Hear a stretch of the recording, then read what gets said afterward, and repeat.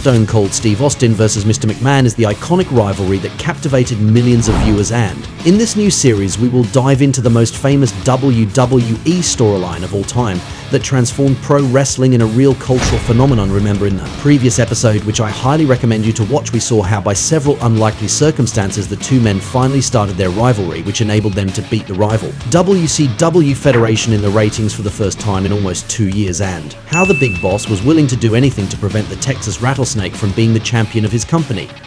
In this new episode, you will learn how Steve Austin almost killed the official Bruce Prichard while driving a zamboni to the ring, how Vince McMahon hurt his back by missing one of his most famous spots, how the writer Vince Russo justifies one of the most controversial booking decisions of all time, but also what Stone Cold was thinking in his head before the hilarious segment where he attacked Mr. McMahon in his hospital room, and even which superstar had to stay hidden for hours under the ring before he could debut in their match in February 1999. You are on the Wrestling Paradise. Stone Cold Steve Austin against Mr. McMahon, the iconic rivalry that captivated millions of viewers.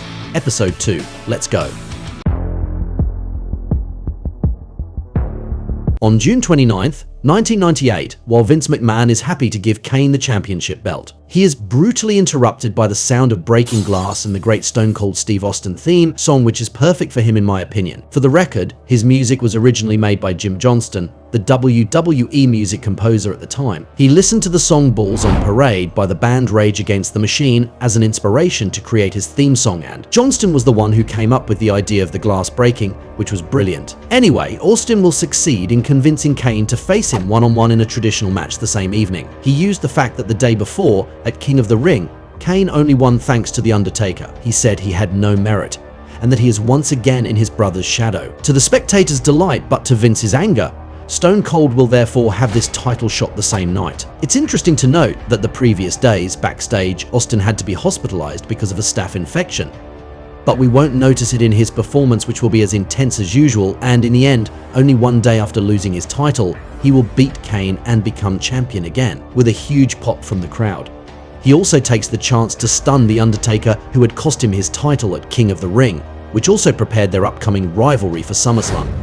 I must say that one aspect I enjoy about the rivalry between Austin and McMahon is that it is so strong that it elevates any other wrestler associated with it. It can easily be renewed by putting different superstars in the role of Vince's henchmen, or by giving allies to each one, for example. The fact is that Stone Cold is going to have a rivalry against the Dead Man during that summer, but something that we don't know in general is that on July 1st in Boston, the Federation set up a promotional event in collaboration with the New England Patriots football team. Austin, who was wearing a nice 316 jersey, first had an arm wrestling match against the Boss, and then threw him into the Charles River. The official Bruce Prichard, who was there, revealed that apparently it was Vince McMahon himself who asked him to tell Austin to throw him in the water while it was really very dirty and stinking.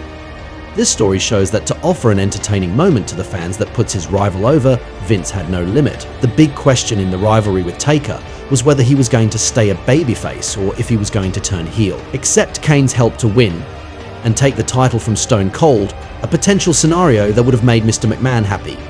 In the end, their match at SummerSlam was a one-on-one, since the Phenom had refused Kane's help during the match. And it should be noted that afterwards Taker and Stone Cold didn't really like their confrontation, especially because the crowd didn't know who to cheer. But apparently, despite the insistence of the writer Vince Russo to make The Undertaker turn heel before SummerSlam, McMahon absolutely wanted him to be a babyface for this match. For the record, at one point, Taker hit Austin's chin with his head, and the latter was knocked out for real by it, to a point where he no longer knew where he was, and the referee had to tell him he was at Madison Square Garden, in the middle of SummerSlam.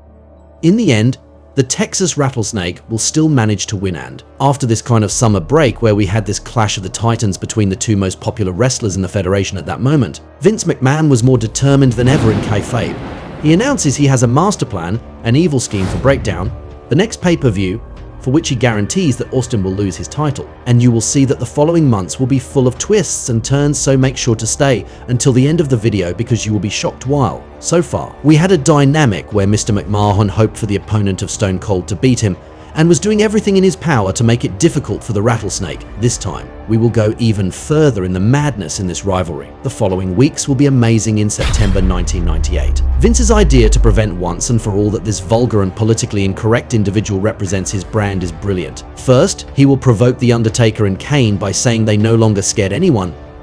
that they lost to Stone Cold and disrespect them. Obviously, they won't like this provocation. Taker will be more and more a heel, and the two men will start terrorizing the roster with their power. Secondly, he will announce that at the Breakdown show, Stone Cold will have to defend his title in a triple threat against The Undertaker and Kane.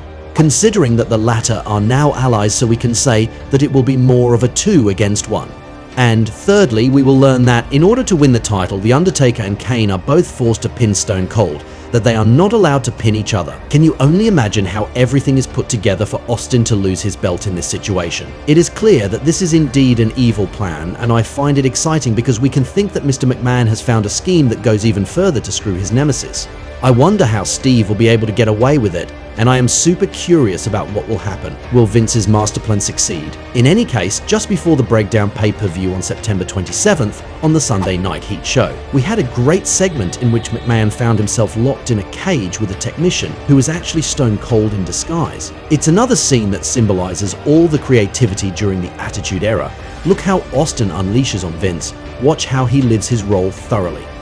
He was managing to escape from the cage just before Taker and Kane, the boss's new henchmen, caught him, and at that moment there's a lot of suspense. Just like in this segment, will the Texas Rattlesnake manage to escape this trap, which is harder than ever for him? We can notice that the clip at the beginning of the show is incredible, with images of former US President Kennedy, Martin Luther King, dictate his armies, and the word master plan several times. I think it was very well put together, and we really get the impression that Vince McMahon is a tyrant who will stop at nothing, even the most immoral things, to execute his vision.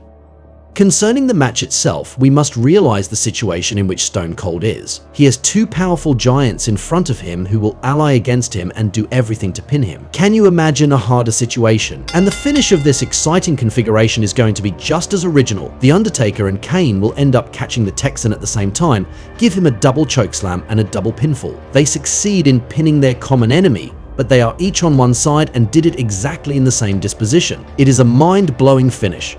Who is the winner? For the record, about this double pin spot from the Monsters on Austin, McMahon and the writers Vince Russo and Ed Ferrara had imagined it in the living room of the Big Boss's house. While practicing it, Ferrara revealed he no longer knew who was in the pin position, but he is certain it wasn't McMahon.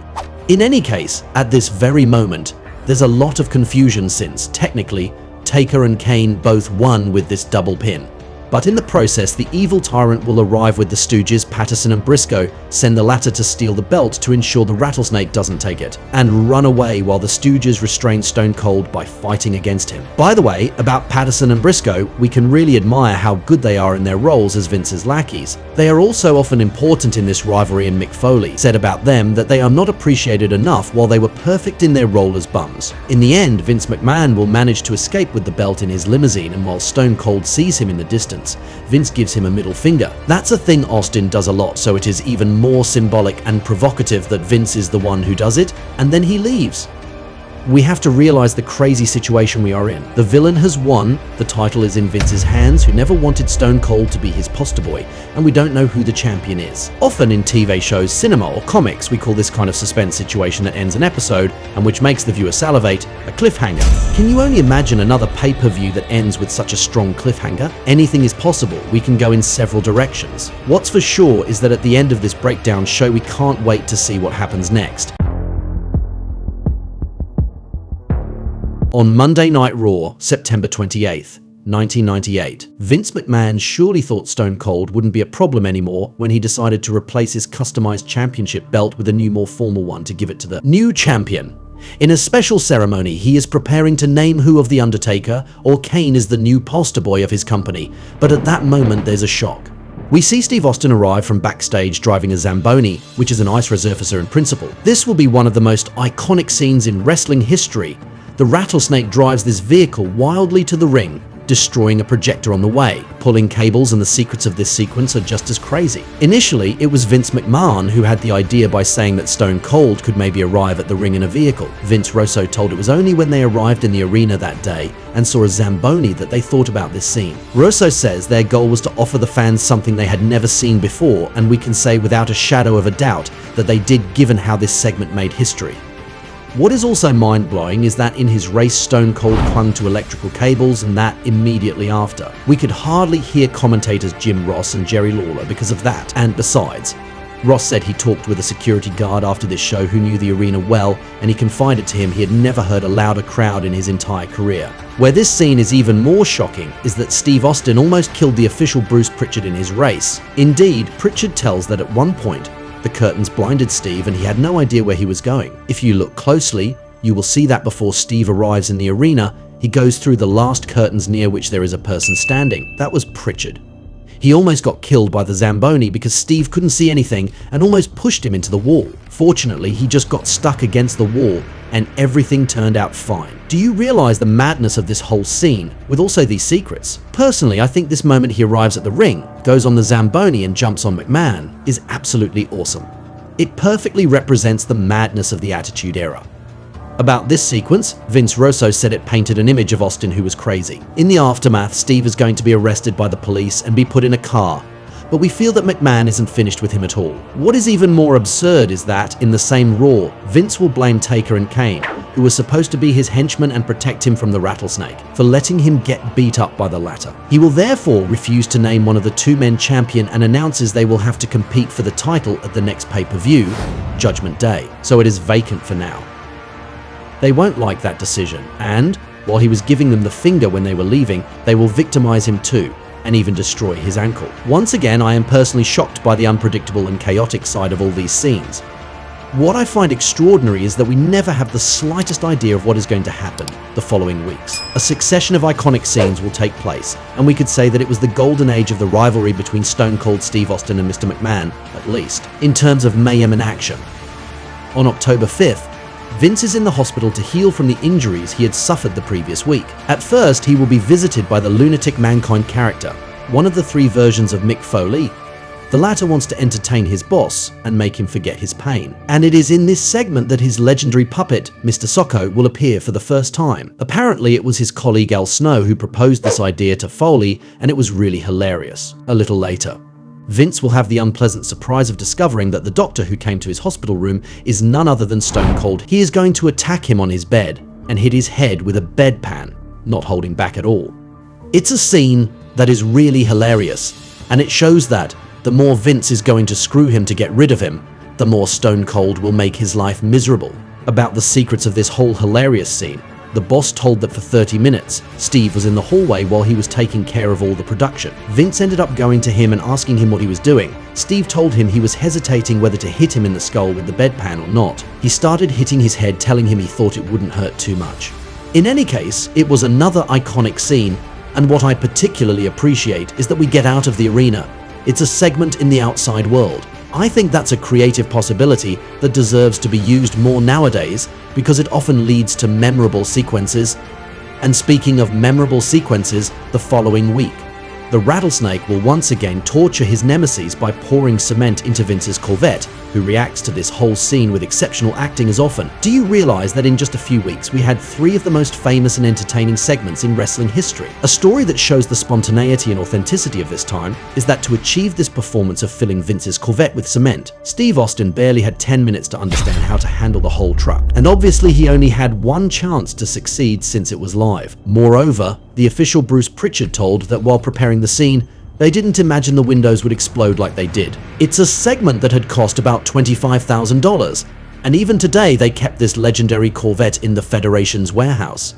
So there, arriving at the Judgment Day pay-per-view on October 18th, 1998, we can ask ourselves a question. What did Mr. McMahon imagine to take revenge for everything he suffered and to make sure he finally had his new champion? As we said, we do have a match between The Undertaker and Kane for the vacant title, but not only that.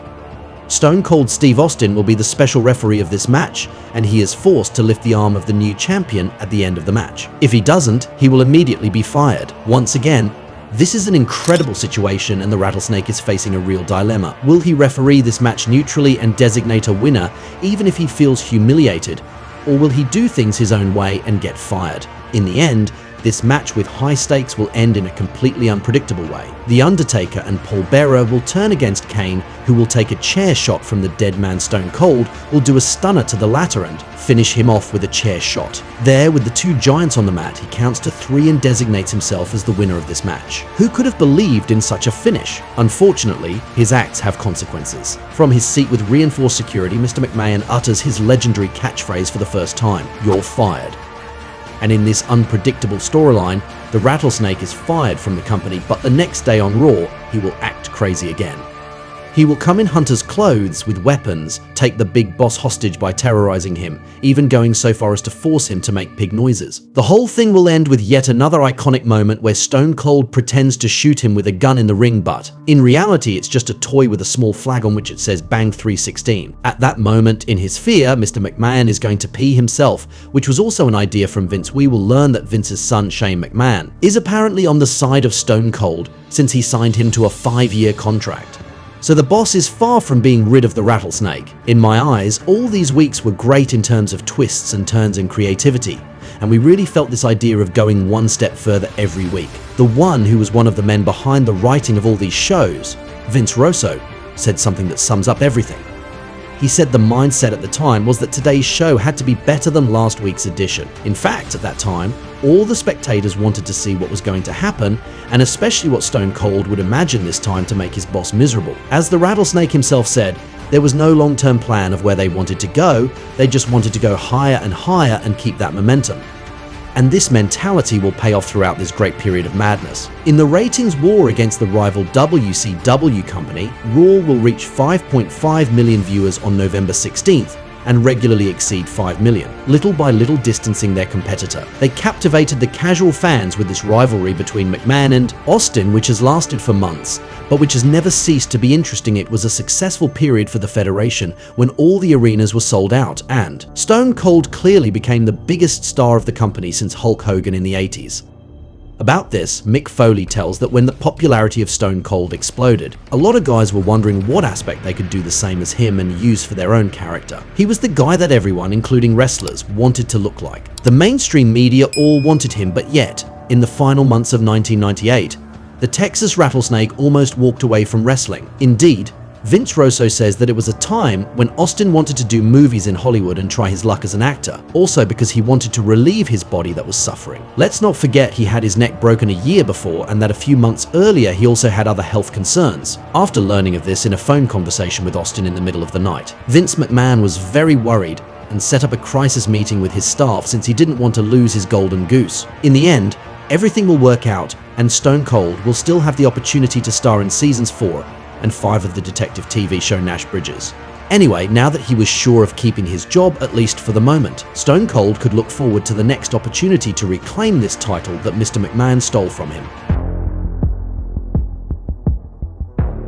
On November 15th, 1998, at the Survivor Series pay-per-view, the Federation will set up a tournament to crown a new champion, and of course, Stone Cold Steve Austin will participate. Will he finally get his belt back? What's for sure is that I think having a show that is a competition between 14 participants is really awesome. It makes every match interesting, and of course, having the guarantee that a champion would be crowned at the end of the pay-per-view made it exciting. By the way, the subtitle of the show was Deadly Game, and there was a skull. Was that a good or bad sign for Steve Austin? In my eyes, this show is going to be amazing, purely in terms of storytelling and twists. Mankind seemed to be Mr. McMahon's chosen one that night, and let's not forget that a few months earlier, with the Dude Love character, he was already a representative of Vince in his war against Austin.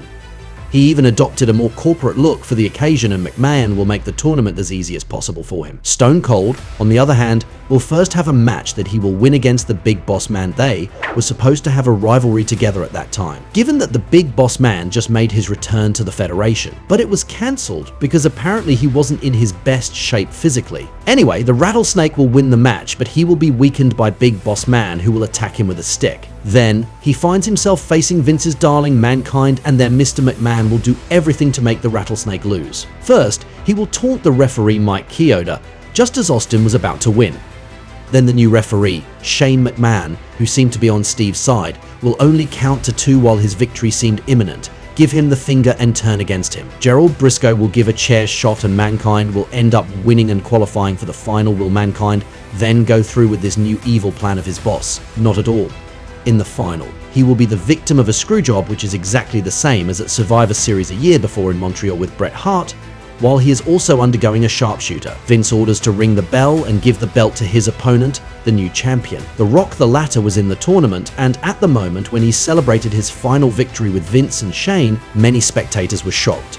We can imagine that very few people expected this alliance, but in any case, there is now no doubt about it. The Rock is indeed the corporate champion, Mr. McMahon's new guy. I must say, I think this whole show was well written because it was indeed very hard to imagine this outcome. And Vince Russo said he purposely made sure with Ed Ferrara in the writing, so that no one expected it. According to him, this ending with the reproduction of the Montreal Screwjob a year later, the shock of seeing Mankind being betrayed by Vince while he seemed to be the chosen one, and The Rock's heel turn, is, in his eyes, the best written scene in pro wrestling history. Subsequently, the rivalry between Stone Cold and Mr. McMahon will be put on the back burner a little. For a few weeks, we'll have an angle with The Undertaker, who meanwhile has become completely heel. He created the terrifying Ministry of Darkness and even crucified the Rattlesnake to avenge what Stone Cold did to him at Judgment Day. They will have a buried alive match at the Rock Bottom pay-per-view on December 13th, the winner of which will be qualified for the Royal Rumble in a few weeks. While Vince McMahon is focused on his new cult, The Rock, Stone Cold will win this match. We guess that, from now on, the Rattlesnake has a very specific plan: to win the Royal Rumble for a third time in a row and win back his title at WrestleMania. While Steve Austin is going to take a few weeks off, Mr. McMahon will prepare for the Royal Rumble, for which his goal is very clear: to prevent Stone Cold from winning. He will even say there's no chance that Austin will ever be champion again, no chance in hell, which will also be the subtitle of the Royal Rumble and the name of the theme song the Boss will have for this show. And the reason why he needs music is very simple. For the first time, he will wrestle. What better way to make sure Stone Cold doesn't win the Rumble than to participate in it himself? And that's not all. He also promises $100,000 to the person who will eliminate Austin from the Royal Rumble. And to top it off, he will do a draw with Shane to determine at which number Stone Cold will enter the match, and as luck would have it, he will be designated number 1. Personally, seeing all this, I am blown away by all this originality and how it makes the Rumble perhaps more exciting than ever. In this match, where the winner gets a title shot at WrestleMania, and in what represents Austin's last chance to regain the title, he will have to fight against all the other wrestlers who will want to win $100,000 by eliminating him, starting himself at number 1, which will force him to stay at least 50 minutes in the match. And as if it wasn't enough, he has to face an evil genius who is also the boss. Can we imagine a wrestler having more obstacles than that? We will even learn that Vince will be the Rumble's number 2 entrant, so his war against Stone Cold will begin from the first minutes of the match. With so many stakes and efforts to make this Royal Rumble as exciting as possible, I am full of admiration, especially since the build-up will also be great. There were vignettes where we saw Vince training for the Rumble, in the gym, or running after chickens. I think they were hilarious, with Shane motivating his father by talking non-stop about Austin, Vince drinking his eggs with enthusiasm and determination. We were obviously thinking of the Rocky movie in which we saw the boxer training for his matches, and in my opinion, seeing superstars train is a simple but so effective way to create some hype for a match. We must also realize that after all these months of rivalry, this is the first time that the two men will find themselves against each other in a ring without there being any arrangement, at least in appearance in this road to the Royal Rumble. Stone Cold will make his return on January 4th, 1999, and the moment will be tremendous. He will help Mankind win the first title of his life against The Rock, in a pop so strong that the spectators felt the walls of the arena vibrating. On January 24th, we arrive at the Royal Rumble, and, as always in reality, the suspense is once again huge. Steve Austin will even arrive in a monster truck there ready to destroy everything. So it's no surprise to learn that this is a show that generated 650,000 pay-per-view buys, making it the best-selling Royal Rumble in history at that time. And in my humble opinion, the match will live up to expectations. First, it's so great to see Austin and McMahon start the Rumble together. We don't have to wait for the last 10 minutes to see the two superstars we're looking forward to the most. They will even go into the arena while the traditional Rumble continues. What's even more creative is that Vince is going to bring Austin in a trap, since McMahon's allies, the corporation, will beat up the Rattlesnake and leave him for dead. He will even be taken away in an ambulance, and at that moment we can believe that it's all over for him. But while Vince was on commentary for the show, Stone Cold is going to come back and everything is going to start over again. Look at those expressions on Mr. McMahon's face. It's an incredible scene. And the bottom line is that, despite Austin's heroic journey, the boss will win the Rumble thanks to the help of his guy, The Rock. The shock is huge. Mr. McMahon, the man who wrestled for the first time that night, has won the prestigious Royal Rumble, and he can have beers with his allies. Another huge provocation, since that's one of Stone Cold's trademarks. It is a result that will not please everyone, but we have clearly witnessed one of the most memorable moments of their rivalry. And about this decision to make Mr. McMahon win this Rumble, Vince Russo said that such an unpredictable decision opens up creative possibilities. They wanted everything to be new and unheard of every week. From Survivor Series, they knew Vince would win the Royal Rumble whatever we think about it. One thing is undeniable. In 1999, everything was possible in the Federation, and the weeks after the Royal Rumble will show it.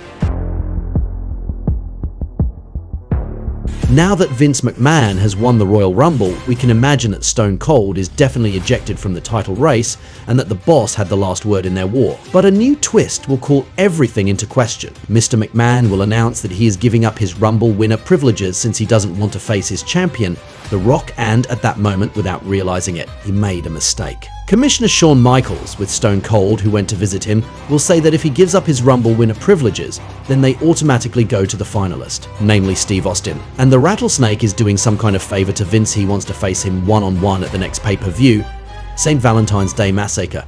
And if he loses that match, Austin will forfeit the WrestleMania main event and therefore the title he would like so much to reclaim. Are we finally going to have this one-on-one match between the two enemies? The one we've been waiting for almost 1 year at that moment, when Dude Love had come to ruin their first confrontation? The answer is yes. And it won't be just any stipulation, a cage match. So there will be no way to escape the fight, especially since Vince will guarantee that if one of the corporation members intervenes to help him, he will be fired immediately. At that moment, I think it's important to take a step back and realize that, for Valentine's Day, a celebration of love, the two men who hate each other the most will face each other for the first time, and in addition, in a cage match in the middle of the road to WrestleMania. This is a situation that is really incredible in my opinion, and we couldn't have dreamed of a better context, a better stipulation and better stakes to see this ultimate confrontation between the company's boss and the Rattlesnake. During the build-up, Mr. McMahon is going to be smart and vicious as usual by establishing a contract that prohibits Austin from touching him under penalty of being fired. And one scene that I found amazing is that Vince will try to provoke the Rattlesnake in his city to make him want to hit him and fire him thanks to this contract. This will lead to segments where McMahon is with the Stooges looking for Stone Cold in Texas. Hilarious segments including one where he believes he has found him, but in reality it will be a bald man in the same outfit as Austin who runs an armory. However, Steve will not give in to the temptation to punch Vince, and we will be able to enjoy this upcoming battle at St. Valentine's Day Massacre. Already, the clip to start the show is going to be epic with a more than relevant concept. We see highlights of their rivalry in black and white with a love song, which goes with the date of the show, but it also creates a funny contrast between the romantic lyrics and the images where we see all the hatred they have for each other. Like so many other elements in this rivalry, it's creative and we want to see this first match in history between them even more personally. What impacted me the most in this confrontation was Vince McMahon's impressive physique while he was 53 years old at that moment. Howard Finkel's announcing, which gives even more credibility to this match, and especially the aura that emanated from this match, their chemistry, the general intensity, the electric atmosphere. We could have feared this match would be awful because of Mr. McMahon's inexperience in the ring, but they managed to hide that by having moments outside the cage, in the crowd.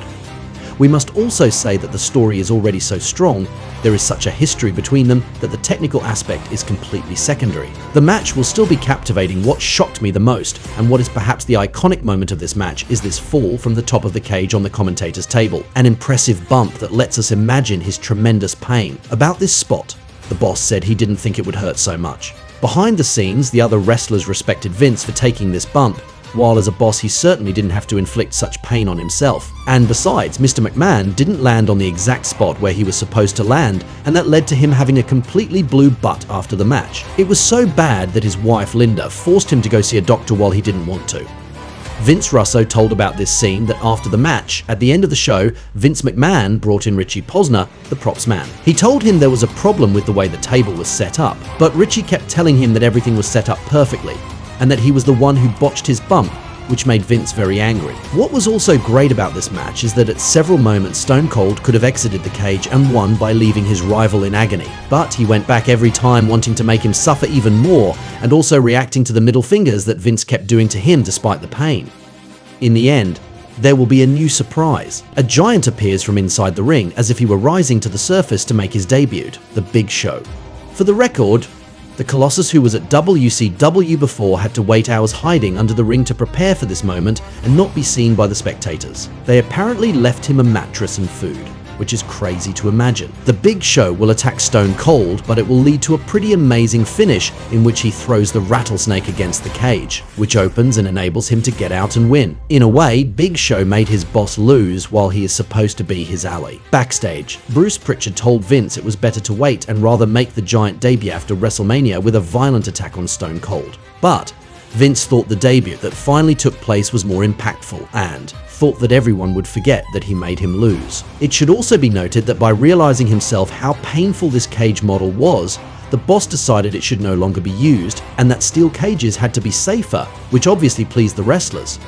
In any case, this ultimate confrontation kept its promises in my opinion by offering us a violent and unpredictable battle, like the whole storyline between Steve Austin and Vince McMahon for months, but we could still have questions. Is this the end of their rivalry?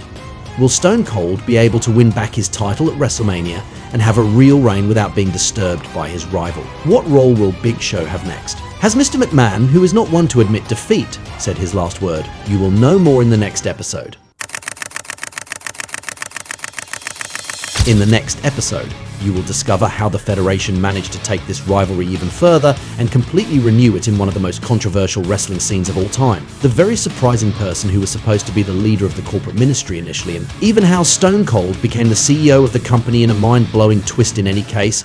We were able to see the richness of this iconic storyline between legendary segments, twists and turns that have constantly made it interesting and a permanent effort in terms of creativity. We can easily understand how millions of viewers wanted to follow this story every week for months, which makes me offer you a debate. In your opinion, has WWE ever managed to be so unpredictable and exciting in another storyline over several weeks?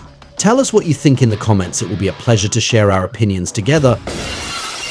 We can say that this rivalry is stupendous. I hope you had a good time watching this video, and I invite you to stay on the Paradise of Wrestling to look at some other ones. See you right away. And that's the bottom line, 'cause Stone Cold said so. What?